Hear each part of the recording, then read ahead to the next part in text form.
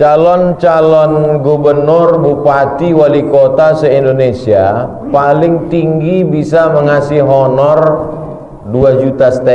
Itu yang kalau lebih daripada itu dia bisa diperiksa BPK, Badan Pemeriksa Keuangan. 2,5 juta. Ambo tahun iko menyerahkan PT sampai ratus juta dari YouTube, ndak mau ambil. Jadi kalau ada calon bupati, wali kota datang ke Tampe Ambo ingin mengajak Ambonya, bingung bara dikasih buya aku, sedang sampai ratus je ndak diambilnya. Berinisial N magi Ambo CRV, Ambo pulangkan.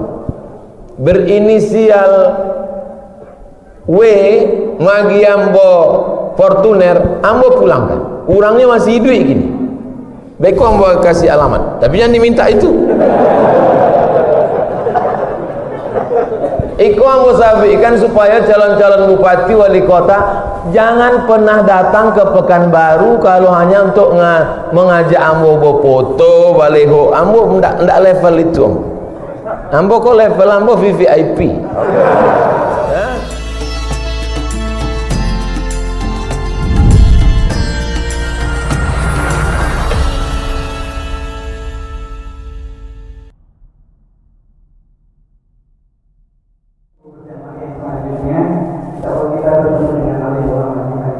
Amin. Baik Bapak-Bapak, di yang Allah Subhanahu wa taala, sebelumnya nanti tidak ada salaman-salaman, tidak ada foto-foto bersama adik ulama kita, karena nanti kalau ada nanti panitia yang mohon maaf untuk di masa pandemi ini kita tidak bisa, mohon maaf. Kemudian sebelumnya ada beberapa hal yang akan disampaikan oleh Buya Zulkifli kepada beliau kita bersama. 5 menit insyaallah. Bersabar dalam 5 menit. Bismillahirrahmanirrahim. 48 tahun umur saya, baru kali ini mendapatkan pengalaman nyata dari pelajaran sirah Rasulullah dan para sahabat, yaitu bagaimana sebenarnya fungsi para ulama di tengah umat, dan bagaimana Rasulullah dan para sahabat memperlakukan masjid. Malam tadi saya sampaikan di Masjid Nurul Huda di Gadwi tentang fungsi masjid di zaman Rasulullah menata segala urusan yang berkaitan dengan kehidupan, termasuk masalah muamalat, masalah siasah politik, masalah-masalah keumatan diselesaikan semuanya di masjid. Setelah pembicaraan kami tuntas selesai malam tadi, kami pulang.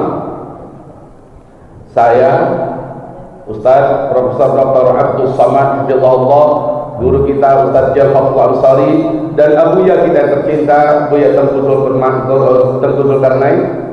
Lalu kami duduk dan makan bersama.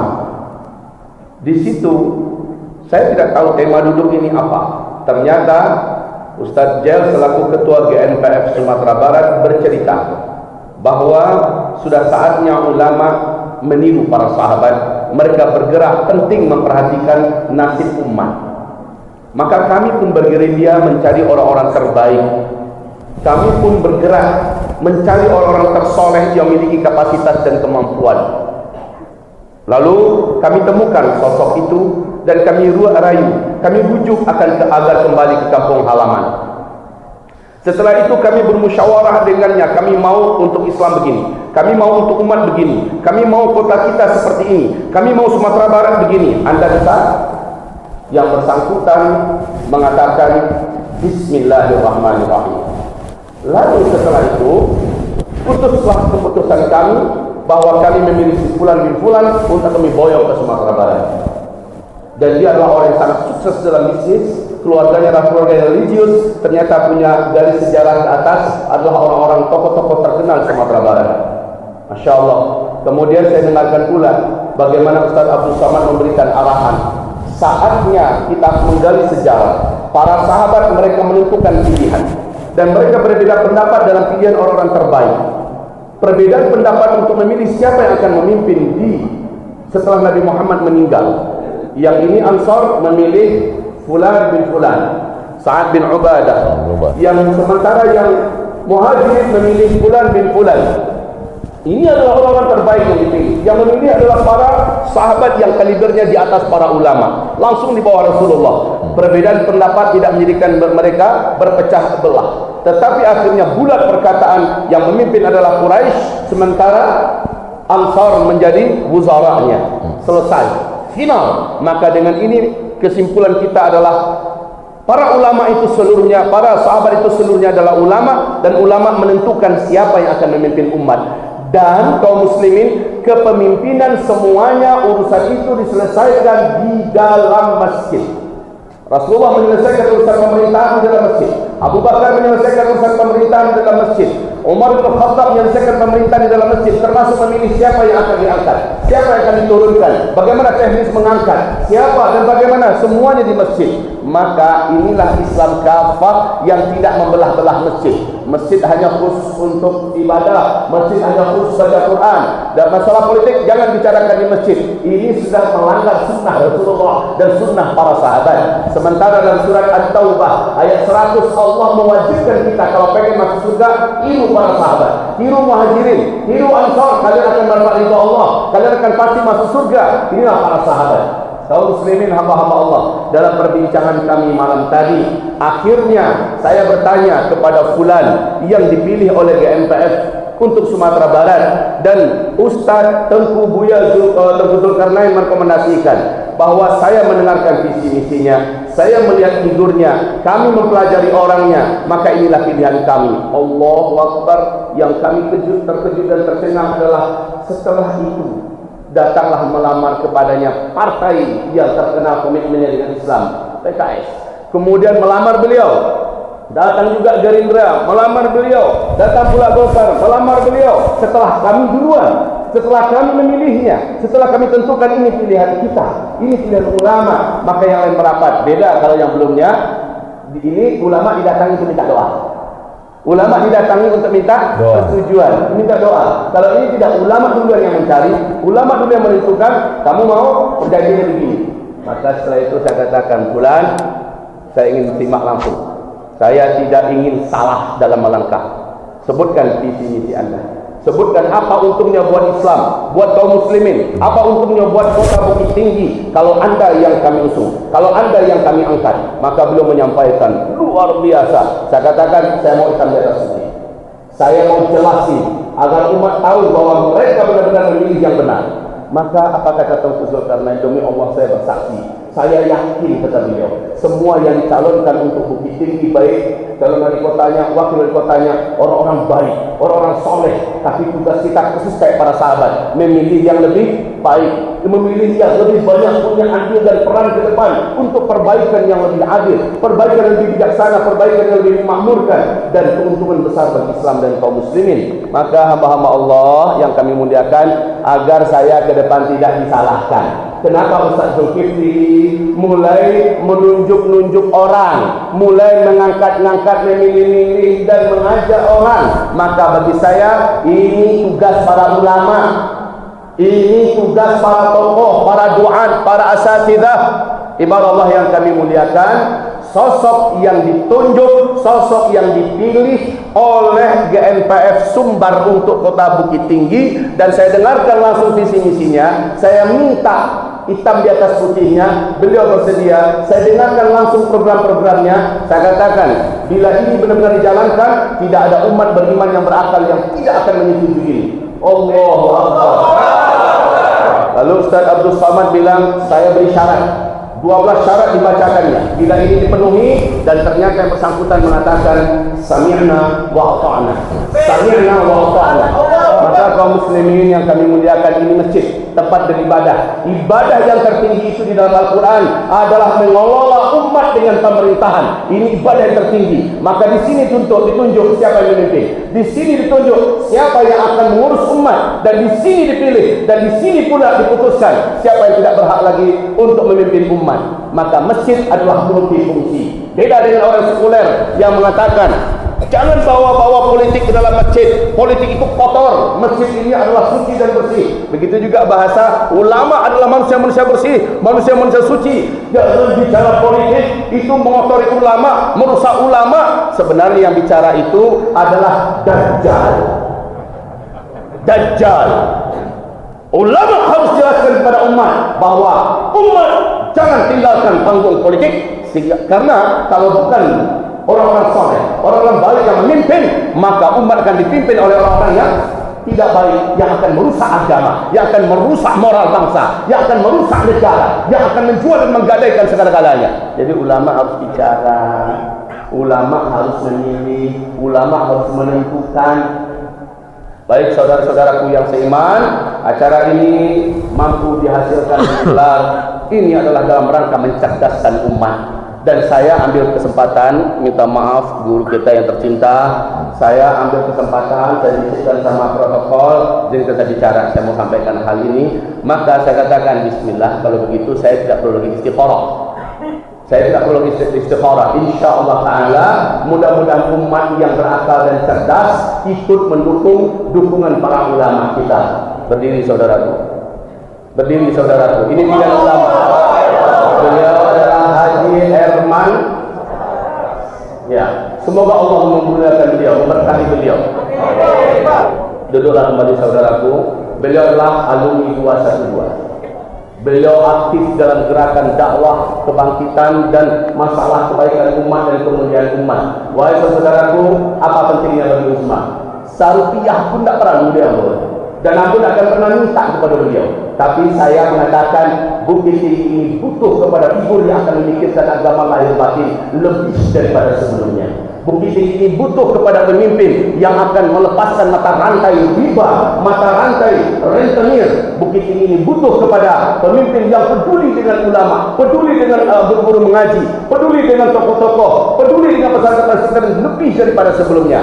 Bukit ini butuh kepada pemimpin yang ke depan akan menjadikan Bukit Tinggi sebagai kota wisata religi yang harum di seluruh dunia. Kita ingin Bukit Tinggi negeri yang beradat, adat bahasa syarat bahasa kitabullah, adat mengatur, syarat mengatur, adat memakai. Kita ingin demikian, dan ini sumpah yang kita ambil daripada beliau. Kaum muslimin, minta maaf apabila saya berani dan lancang bicara ini, maka hanya Allah yang maha tahu. Dari dulu saya mengatakan saya benci dengan urusan politik, tetapi sekarang saya tidak bisa diam lagi. Saya tidak sanggup lagi diam. Minta maaf apabila seandainya hari ini saya sudah mulai berbicara di depan publik, dimanapun provinsi saya berada, saya akan dengarkan ulama-ulama setempat, saya akan dengarkan suara umat, dan saya akan lihat mana yang lebih soleh di antara mereka. Lalu saya akan mengatakan saya mencintai sebulan karena Allah Subhanahu wa taala. Mohon maaf kalau lahir batin. Jazakumullah khairan katsiran. Assalamualaikum warahmatullahi wabarakatuh. Minta 5 menit. Ambo dek disinggung masalah pitih tadi Bu ya. Calon-calon gubernur, bupati, wali kota se-Indonesia paling tinggi bisa mengasih honor 2,5 juta. Itu yang kalau lebih daripada itu dia bisa diperiksa BPK, Badan Pemeriksa Keuangan. 2,5 juta.